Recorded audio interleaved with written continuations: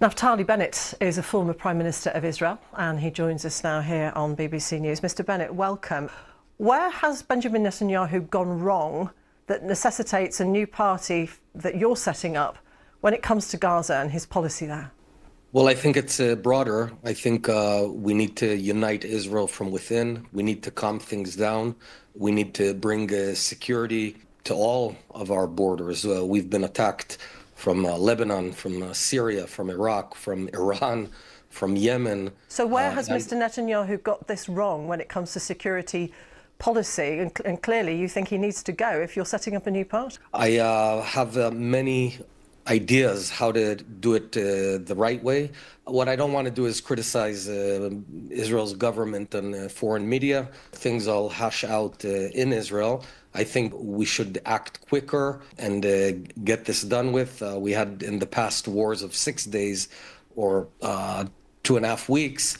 And I think with smart, sharper strategy, we can defeat Hamas and bring home the hostages. You say that you don't want to criticize the Israeli administration. Another former Israeli Prime Minister, Ehud Olmert, said in recent days that Israel is close to committing war crimes in Gaza. He says that the current Israeli administration is a gang of thugs. Do you agree? No, I don't. The IDF is not committing any war crimes in Gaza. We're fighting a very difficult war where Hamas is using a fundamental tactic, which I call it human sacrifice tactic, where they embed themselves within schools, within hospitals, within children, in order to maximize the number of deaths in Gaza to turn world opinion against Israel. We've been reporting about a family of 11 children who were killed in Khan Yunis. They were in their own home. The IDF has not said anything particularly about that other than it's under review. Surely you're in danger of alienating more of Israel's allies with views that you've just expressed. We already know that France, the United Kingdom and Canada have opposed this expansion of the military operation there. And the British Foreign Secretary, David Lammy, has said that Israel is breaking international law by stopping aid getting in. People are starving. Well, let's unpack what you've just said. No, people are not starving. Israel has allowed 1.7 million tons of aid into Gaza. Since when? Since the beginning of the war. Yes, the beginning of the war, perhaps. Let me finish. No, I'm sorry, but the most recent period, since the end of March, there was a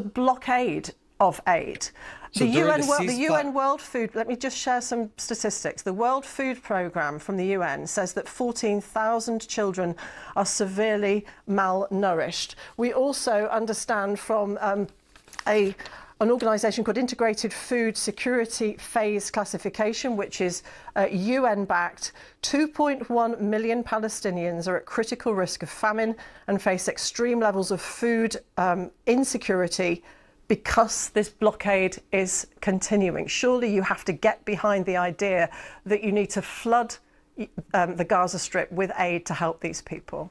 We have. During the ceasefire, we let in 25,000 trucks that had 450,000 tons of food. Bennett, I'm sorry. Hold on, you can't just cut me. I'm sorry. Hold on, let me finish my point. I understand your question. I got it. Let me answer. During the ceasefire, we let in enough food for months forward. The thing is that Hamas keeps on hijacking that food, looting the food, and then turning around in order to make money. And we're not in the business of allowing Hamas to become rich. So what we're doing now is trying to separate the terrorists from the civilians. And that's why we're designating the southern part of the Gaza Strip to be the civilian area where aid will be given without limit. And in the northern part, it should be a no man's land, and anyone there is a terrorist, and in order for us to make that separation. But by your argument, Hamas would just hide themselves in the areas where the civilians have been pushed to, where there is no shelter and often no water even. No, but we have a fair ability to distinguish when they move through our checkpoints to pinpoint the terrorists. That's why they don't want it. Look, we don't have magic. We've been attacked by Hamas on October 7th. They deliberately murdered 1,200 Israelis, including babies. deliberately. What we're trying to do, and we are not looking to continue the war. All we want is our citizens back, 58 hostages, and we don't want another October 7th. How is this helping anyone, though? I mean, even 550 former senior security figures, including the former heads of Mossad and Shin Bet, have written to Donald Trump to say that he needs to intervene because they cannot trust Benjamin Netanyahu with this anymore. They do not understand what military objectives he thinks he's going to achieve. Already, many of the Hamas leadership have been taken out, have been killed.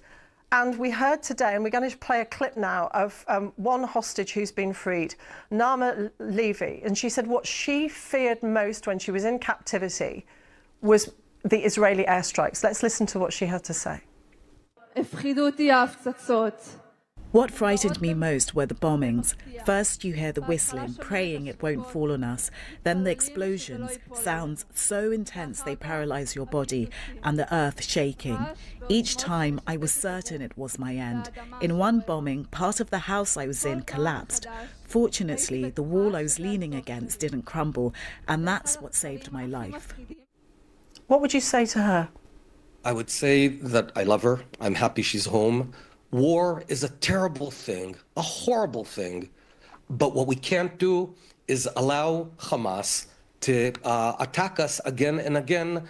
And they say already right now, the moment they can, they're going to attack us for another massacre. We have to defeat them. We have to bring the hostages home. And we have to do it while we do everything in our power to minimize the number of civilian deaths. The numbers that you talked about, that 14,000 number of children in famine, that's a full-blown lie. When you look into the details, they're talking about imminent, but we have poured in over 3,000 calories per person, and there's more than enough. Ultimately, the question should be laid on the door of Hamas. Donald Trump, why are you starving your people? Why are you using human sacrifice as your key tactic? Donald Trump said during his visit to the Gulf states that a lot of people are starving.